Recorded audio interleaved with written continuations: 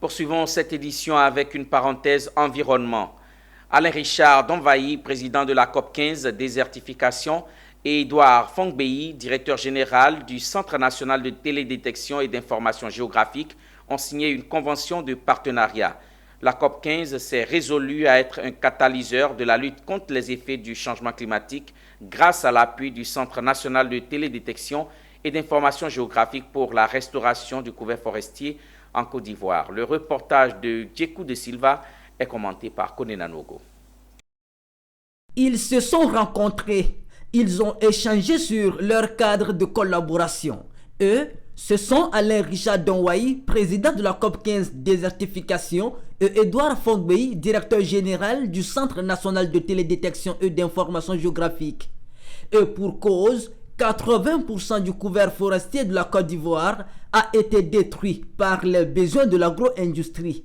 Ce partenariat est une étape majeure dans la quête commune pour relever les défis environnementaux. Alors c'est une collaboration qui sera gagnant-gagnant, je l'espère, en tout cas gagnant pour nous, ça c'est sûr.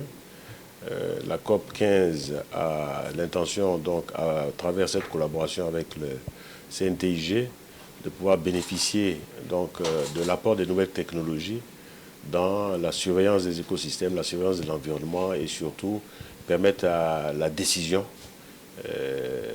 pour les responsables, aussi bien politiques que techniques, et la décision pour combattre donc la dégradation des sols, prévenir les effets négatifs de la sécheresse et tout ce qui entoure donc l'observation de la dégradation du climat et la préservation donc de nos écosystèmes.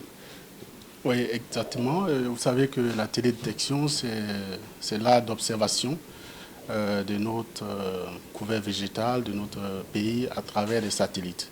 Donc les informations que nous collectons et qui sont plutôt collectées peuvent être traitées et quand on les traite, on est capable de donner des informations par rapport au cours d'eau, leur évolution, leur rareté et qu'est-ce qui a bougé dans le temps.